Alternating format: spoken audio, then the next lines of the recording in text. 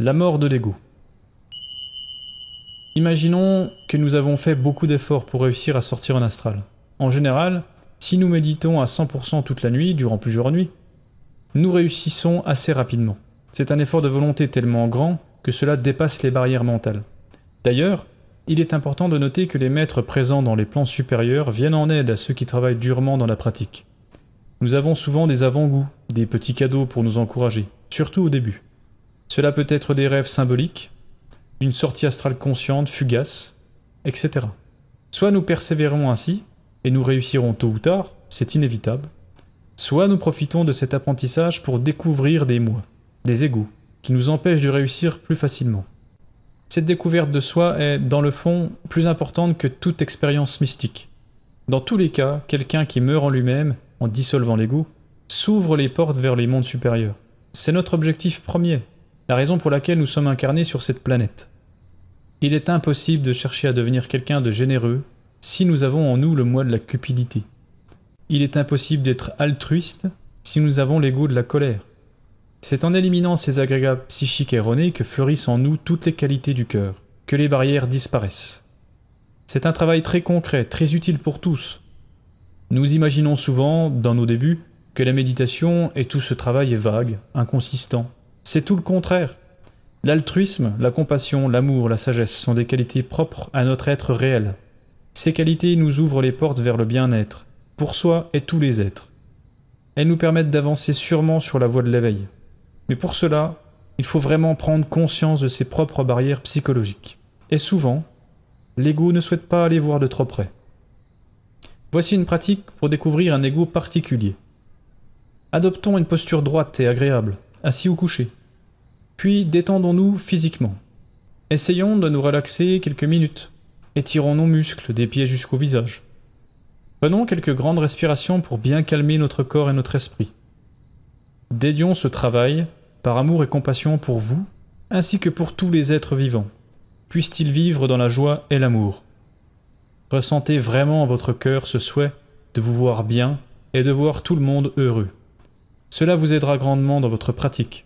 Maintenant que vous êtes détendu, relaxé, dans un état de cœur rayonnant, volontaire et prêt à transformer vos ombres en lumière, observons nos pensées sans s'y attacher. Toutes nos pratiques méditatives devraient démarrer ainsi.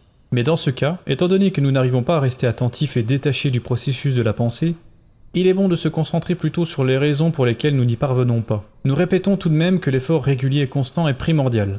Au lieu de laisser passer les pensées simplement, nous allons les observer attentivement. Puisque tu veux tant être entendu, ego, je vais t'écouter. Chaque moi a sa propre chanson. Chaque moi pense d'une manière, ressent d'une manière. Il parle en utilisant notre mental et puise dans nos 3 centres, entre parenthèses 5 centres, pour être plus précis, l'énergie nécessaire pour exister. Il va falloir écouter ce qu'il dit, comme une personne écouterait une autre personne. Comprenez la difficulté que cela comprend. Utilisons un exemple. Un ami, en pleine colère, vous explique que quelqu'un l'a insulté sans raison valable. C'est inadmissible. Il vous raconte ce qui lui est arrivé, totalement identifié à sa colère. Vous, si vous l'écoutez en raisonnant avec votre mental, ou loge vos différents moi, vous aurez tendance à vous identifier à votre propre moi de colère. Cela vous met par conséquent aussi en colère, et vous voici tous les deux indignés par cette histoire. Vous vous êtes identifié à votre propre moi de colère, et vous vous êtes identifié à cette histoire. Vous tombez dans la rêverie de l'ego de colère. Assurément, nous n'arrangeons rien, pire, nous aggravons notre cas. Par contre, si nous écoutons notre ami dans l'intention de le comprendre, en gardant l'esprit clair, calme, serein, nous allons pouvoir l'écouter sans nous identifier à sa colère. Il va raconter son histoire, mais étant donné que nous sommes attentifs, détachés, nous allons pouvoir observer pourquoi elle réagit ainsi. Notre ami nous dit « Cette espèce de nul m'a pris de haut, il se prend pour qui ? Je lui ai rien demandé et il m'attaque sans raison. » Comprenons bien que nous ne devons pas utiliser le mental, pas de raisonnement. Si nous voulons lui répondre, nous sommes obligés d'utiliser le mental. Mais soyons déjà bien attentifs à ce que nous allons répondre, bien détachés. Pour répondre, il faut bien utiliser le mental pour formuler notre phrase et la structurer. Mais là, ici, maintenant, ce que nous voulons, c'est découvrir pourquoi notre ami est en colère. Donc, pas de mental. Il s'agit donc d'observer ce qu'il exprime, sans s'attacher à la situation extérieure. Simplement ce qu'il exprime lui. Nous n'avons pas à juger la scène et dire « bon, c'est normal qu'il réagisse ainsi, il n'avait rien demandé, c'est injuste ». Car même si nous n'utilisons d'apparence pas de moi particulier pour répondre, nous avons utilisé le raisonnement pour essayer de comprendre. Ce qui se passe ainsi, c'est que nous allons piocher dans notre passé pour évaluer la situation. Naturellement, nous avons quasiment tous subi ce genre de cas, et notre ego va être d'accord avec notre ami. Mais c'est inutile, cela ne résout absolument rien. Pire, nous nourrissons notre ego davantage en nous identifiant à lui. Le seul facteur qui nous rend capable de comprendre une situation sans s'y identifier, c'est de ne pas raisonner, de ne pas utiliser le mental. La seule chose à faire, c'est de bien observer la situation, sans jugement, sans raisonnement, dans le but d'avoir une compréhension juste et claire. Il n'y a pas d'hésitation lorsque nous passons par l'observation tranquille, sans le mental. Nous observons ce que notre ami raconte, très calmement. Si nous n'utilisons pas notre mental, nous réalisons que son comportement n'est pas correct, puisque nous ne nous identifions pas. Nous ne créons pas de liaison avec nos différents moi. L'important est de bien observer ce qu'il explique. Si nous ne l'écoutons pas dans l'intention de le comprendre, naturellement, nous ne comprendrons rien. C'est logique. Nous expliquons sous plusieurs angles pour que vous compreniez bien l'approche. Reprenons la phrase de notre ami. « Cette espèce de nul m'a pris de haut, il se prend pour qui? Je lui ai rien demandé et il m'attaque sans raison. » Si nous observons dans le but de comprendre pourquoi il parle ainsi, sans utiliser le mental, le raisonnement, nos pensées et donc sans identification, nous allons rapidement nous rendre compte que notre ami n'est pas très sincère. Un moi a toujours tendance à détourner la vérité, il déforme la réalité. Il est né dans le passé, par une incompréhension, une ignorance. Nous n'avons pas réagi correctement, nous n'avons pas digéré l'impression, et elle a créé ce moi qui souffre de cette impression en particulier. Ce moi a donc une perception de la réalité déformée. Il exagère, déforme, modifie, transforme. Il a souffert d'une situation incomprise, et souffre à chaque fois qu'une impression particulière arrive au mental. Dès qu'il y a souffrance ou forte identification aux pensées, il y a un moi dissimulé. Cet ami n'est donc pas vraiment sincère. S'il disait la vérité juste, il dirait plutôt « Cette personne m'a insulté en me rabaissant. Cela m'a fait de la peine. » Mais l'ego qui réagit par notre identification mentale se justifie. Pour lui, c'est normal de réagir ainsi. Peuvent s'en suivre les deux autres traîtres, le désir de se venger et la mauvaise volonté de renforcer son orgueil. Si on observe son discours, on remarque bien que notre ami a en réalité été blessé par les propos de cet individu. Et il réagit avec colère. Lorsque nous accusons les autres, c'est très grave. Car en réalité, nous souffrons à cause de nos propres défauts et nous n'observons rien de notre psychologie personnelle. Nous ne devons jamais juger. Ici, la colère est née de l'amour-propre blessé et de l'orgueil, c'est évident. Cette espèce de nul m'a pris de haut, il se prend pour qui? Je lui ai rien demandé et il m'attaque sans raison. Les ressorts de cette colère furent le moi de l'orgueil, l'amour-propre blessé. On remarque que les moi sont souvent plusieurs à se manifester. Si cet ami s'était observé attentivement, ainsi, et en se dissociant de ses pensées, de ses émotions, il aurait pu étudier ses pensées dans le but de comprendre pourquoi il réagit ainsi. En réalité, après avoir découvert qu'il y avait là de l'orgueil, de l'amour-propre blessé, en observant encore en profondeur, on remarquera que l'orgueil et l'amour-propre disent encore un autre discours, du genre « c'est injuste d'insulter les gens sans raison », etc. Même si les pensées sont justes d'un point de vue amour pour son prochain, de la même manière, on peut découvrir un peu plus les motifs de ces pensées. On suppose fortement que c'est de l'amour-propre. Cet ami s'autoconsidère trop. Il a une haute estime de lui et ressent le besoin d'être estimé. On peut le supposer, mais supposer revient à avoir utilisé le raisonnement. Ce n'est pas vraiment utile. On veut vraiment le ressentir profondément en nous-mêmes. Il faut que ce soit compris profondément. On le constate facilement lorsque nous n'avons pas compris vraiment un moi. On doit vraiment le ressentir, c'est une compréhension éclairante, franche. Alors comment faire pour aller plus loin? Rappelons-nous que nous avons 3 centres. Ici nous avons observé les pensées de notre ami colérique. Et maintenant que nous le savons, orgueilleux. Mais nous n'avons pas observé les 2 autres centres. Si nous étions à sa place, et que nous observions les émotions, il est probable que l'on sentirait de la peine, une douleur particulière dans le cœur. Cette douleur émotionnelle pourrait se traduire par « Je n'aime pas que les gens me diminuent, cela me fait souffrir ». On comprend que notre ami est peiné, son moi de l'orgueil, de l'auto-importance, de l'amour-propre, souffre de ne pas avoir été glorifié, aimé. Il va falloir observer en totalité cette émotion. Ici, c'est bien un travail avec le cœur et non l'intellect. Il faut donc ressentir totalement l'émotion pour la comprendre et la reconnaître. Il faut s'en rendre totalement conscient. Et si l'on regarde le centre moteur instinctif sexuel, nous avons sans doute remarqué qu'il gesticulait, prêt à se battre, qu'il serrait les dents, voire les larmes aux yeux. Ce centre est très primaire, en lien avec notre animalité. Instinct de survie, de dominance, etc. C'est le centre de notre aspect animal qui contrôle notre corps physique. Rappelons-nous que nous sommes des mammifères. En étudiant le comportement instinctif dans les gestes, les activités sexuelles, on peut découvrir un besoin d'être un dominant, d'imposer sa loi sur les autres. Ce besoin provient de l'instinct de survie, etc. Si nous écoutions encore le discours de notre ami, mais en se concentrant sur ce troisième centre, nous comprendrions que c'est un besoin de dominance pour se protéger. Avec l'étude de ces différents centres, de tout ce qui se passe en rapport avec ces moi, on peut découvrir également qu'il y a de la peur de ne pas exister et de mourir, le désir de vivre. La peur est partout. On peut découvrir beaucoup d'aspects en observant sans le mental. Alors qu'en observant avec le raisonnement du mental, nous nous identifions à l'ego, et nous tournons en rond, nous le renforçons. C'est vraiment inutile et préjudiciable. Ici, je mets des étiquettes sur les moi, les émotions, etc. Car je dois bien expliquer. Mais comprenez qu'il n'est pas nécessaire de s'expliquer les choses à soi-même. Il n'est pas nécessaire de savoir que ce moi s'appelle colère, orgueil, etc. Il est simplement nécessaire de le comprendre, par son observation complète, dans tous les centres.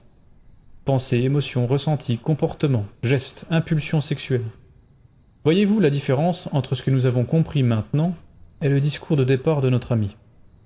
Eh bien, comprenez maintenant que cet ami, c'est un de vos multiples moi. Nous avons pris cet exemple pour que vous compreniez que nous devons nous dissocier de nos pensées, et que nous avons beaucoup trop d'autoconsidération. Du fait que ce sont nos pensées, elles sont devenues normales, justes, véritables. Non, il faut tout disséquer, et cela n'est possible qu'en se dissociant de ses pensées, émotions, comportements. Nous sommes multiples. La conscience vit embouteillée à l'intérieur de tous ces moi, dans cet ego. Pour retrouver une unité et s'éveiller, il faut dissoudre ces moi. Comprenez-vous mieux comment l'ego nous dupe. Il est important d'observer ce qui se passe dans les trois centres et de ne jamais utiliser notre mental pour ce genre de travail, ni quand il n'est pas utile. Ce travail est graduel, c'est vraiment un travail à portée de main. Ne croyez pas que vous allez devoir souffrir des centaines d'années pour obtenir des résultats. Quelques mois de travail suffisent pour récolter les premiers fruits. Nous devons devenir le maître de notre mental, nous devons lui parler en tant que tel. Si nous nous apercevons que nous sommes en plein raisonnement, en pleine souffrance, il faut se réveiller énergiquement. Il faut réaliser que c'est bien l'ego présent dans le mental et qui nous a fait perdre conscience, qui nous fait souffrir. Il faut le réprimander fortement, lui dire de rester à sa place d'outil. Il faut être dur avec lui. Aucune concession ne doit être tolérée, sinon il essaiera à nouveau de prendre le contrôle. Comprenez-vous mieux comment se passe l'étape de l'étude d'un moi? Comment le comprendre sans utiliser le mental? En réalité, ce n'est pas quelque chose de difficile. Cela ne nous demande pas d'être un érudit. Un enfant pourrait le faire. Observer son intérieur psychologique. Mais nous nous mettons des barrières par peur de souffrir. On n'ose pas aller voir de trop près. Pourtant, cela en vaut la peine, car tous ces moi nous causent beaucoup de tort, nous font beaucoup souffrir, et nos proches également. C'est un vrai sacrifice à faire pour le bien de tous. Une partie de l'ego est aussi appelée corps de souffrance en Orient. Tous ces moi qui vivent à l'intérieur de notre mental proviennent de mauvaises expériences passées. Dans un premier temps, il n'est pas utile de savoir la raison qui a fait que cela a commencé. Cela peut venir de quand nous étions enfants, un parent agressif, un traumatisme quelconque, etc. Mais cela a véritablement une utilité lorsque nous voulons acquérir une compréhension plus profonde de l'origine des moi. On peut regarder dans notre passé et voir quels sont les événements liés à ces moi, jusqu'à l'enfance même. La seule pratique utile est de se rendre conscient de ce que cela provoque en vous, de découvrir tout ce qui se passe en nous lorsque ce moi réagit. En réalité, nous pouvons vivre sans faire ce travail, mais cela va s'aggraver sans cesse. C'est une vie misérable.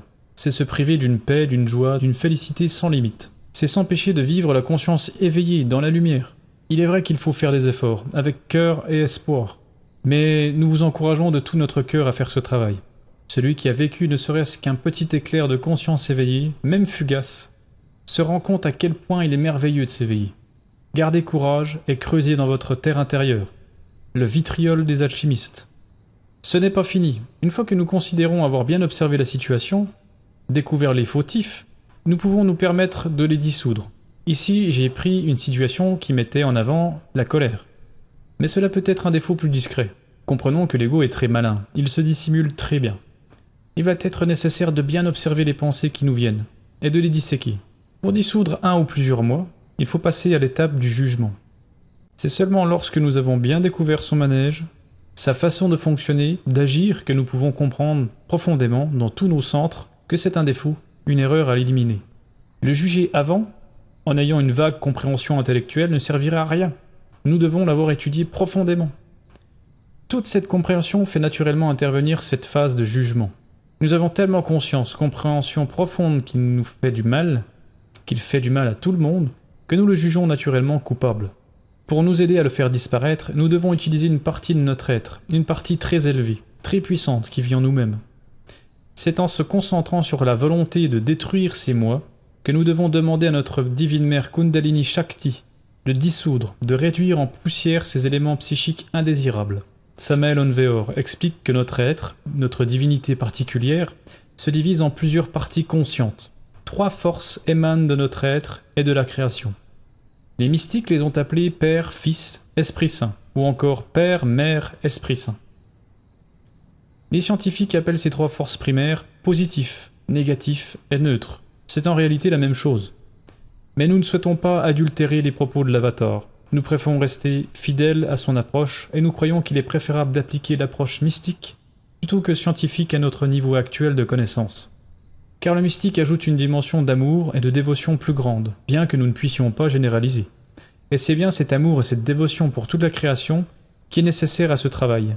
Ce que nous voulons dire, c'est qu'un scientifique, un mystique, un artiste, un philosophe peut appréhender ce travail d'une manière apparemment différente en surface, mais arriver au même résultat. La base reste l'amour, l'émerveillement, la compassion, le don de soi, et c'est accessible à tous. Samael Onveor, qui était très fidèle aux enseignements de toutes les anciennes civilisations de ce monde, avait remarqué des similitudes et que tous parlaient de ces 3 forces primaires. Il synthétisa toute la connaissance divulguée par ces anciennes civilisations, regroupa tout en un seul enseignement. En réalité, il n'y a toujours eu qu'un seul enseignement au sujet du fonctionnement de l'univers et de l'homme. Mais Samael Onveor est parvenu à déchiffrer le vocabulaire et l'approche de toutes ces anciennes cultures. Il est vrai qu'il y a toujours existé des hommes et femmes très sages, qui sont parvenus à l'état d'hommes et femmes véritables, 100% éveillés. Des surhommes, femmes, grâce au travail sur soi. Ces individus ont su conserver et propager les clés de l'univers et de l'homme au fil des âges. Toutes ces civilisations vénéraient ces 3 forces primaires créatrices. Ce sont ces 3 forces qui font que tout existe dans notre univers. Ces 3 forces existent partout, dans les atomes, les quarks, les molécules, une plante, un animal, une pierre, un homme, une femme. Tout existe par l'union de ces 3 forces.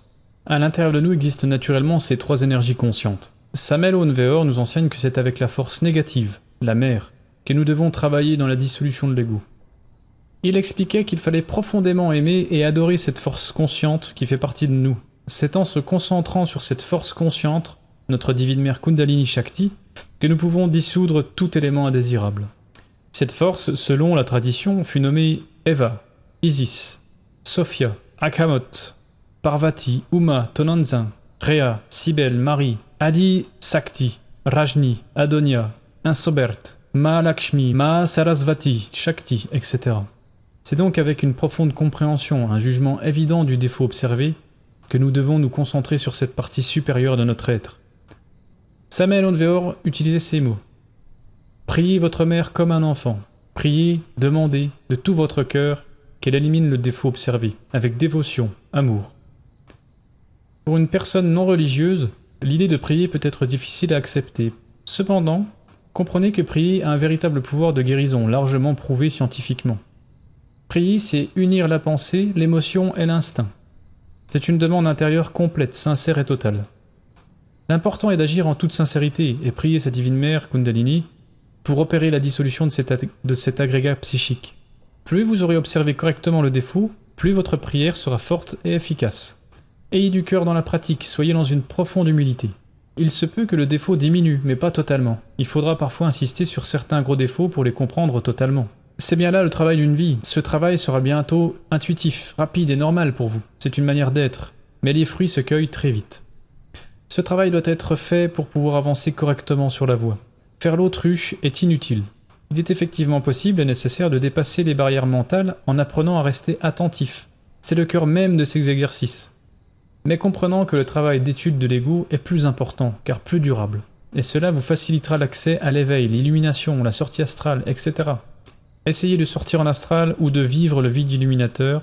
Si après des mois de pratique assidue, vos résultats sont balbutiants, concentrez-vous sur vos barrières mentales, sans vous identifier. Découvrez qui sont les moi responsables de votre incapacité à avancer et éliminez-les.